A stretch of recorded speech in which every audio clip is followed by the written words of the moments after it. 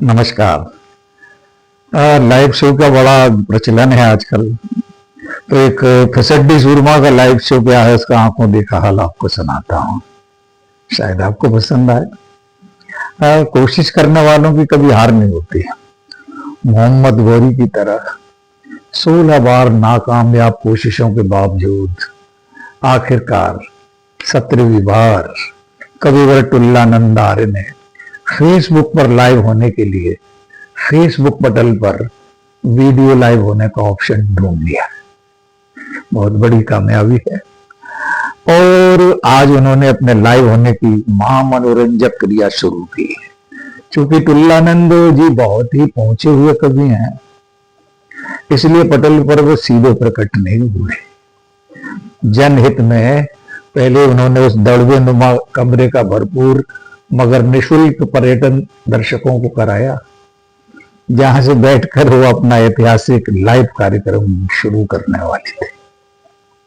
कमरे की अलगनी पर लटके कोट और लंगोट के पुण्य दर्शन के साथ दर्शक जब लुत्फ अंदोज हो रहे थे, तभी मोबाइल हिल गया और उसका कैमरा कविवर की पूतनावत पत्नी के शारीरिक भूगोल पर जाकर टहलकदमी करने लगा।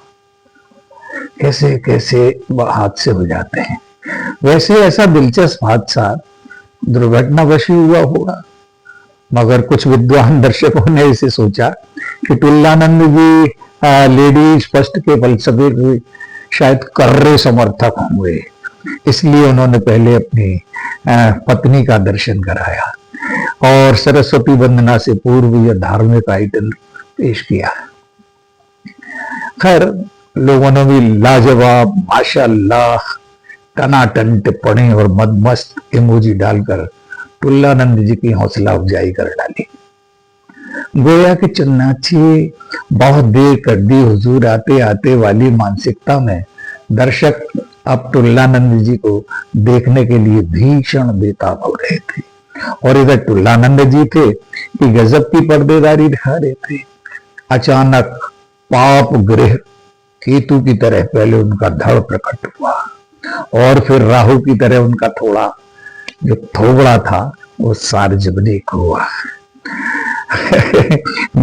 गजब तो तब हो गया जब हड़बड़ी में टुल्लानंद जी ने म्यूट माइक को खोला ही नहीं और काफी देर तक अपना सारगर्भित वक्तव्य देते रहे। क्योंकि कोई भी कुछ सुन नहीं रहा था, सुन भी कैसे सकता था, माइक म्यूट था। तो लोगों को यह यकीन हो गया कि जो उन्होंने बोला होगा वो सारगर्भित ही बोला होगा।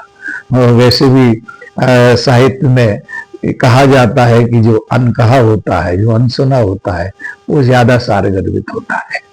खैर, अचानक कुछ देर बाद मौन व्रत रखे हुए म्यूट माइक ने स्वेच्छा से अपना मौन व्रत तोड़ दिया और वो वाचाल हो गया।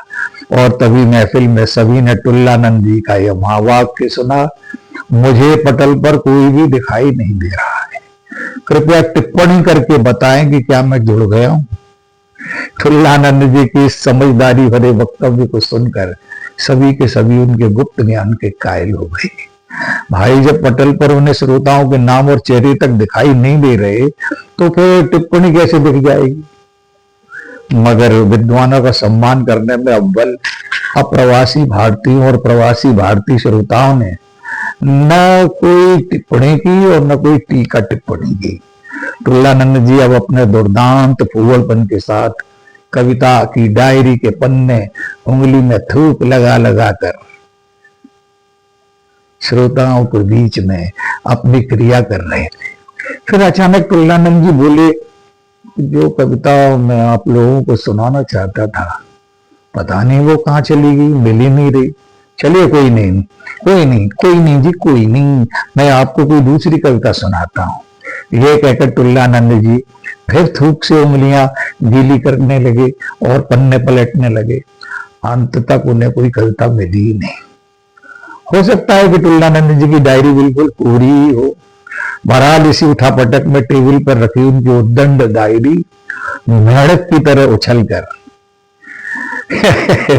टेबल से नीचे जा गिरी, जिसे उठाने के चक्कर में टुल्लानंद जी भी लुढ़क गए और फिर पटल से ऐसे गायब हो गए जैसे गधे के सिर से सींग। गजब है, बिना कुछ करे धरे टुल्लानंद जी ने 1 घंटे की अपनी एकल नौटंकी से सभी अखंड दर्शकों को प्रचंड भाव विभोर कर दिया। किसी और पटल पर होते तो झटपट टुल्लानंद जी को आज पहले से ही थोक में छपे मानपत्रों के मलबे से निकालकर श्रेष्ठ कविता पाठ वाला सम्मान पत्र भी दे दिया जाता है।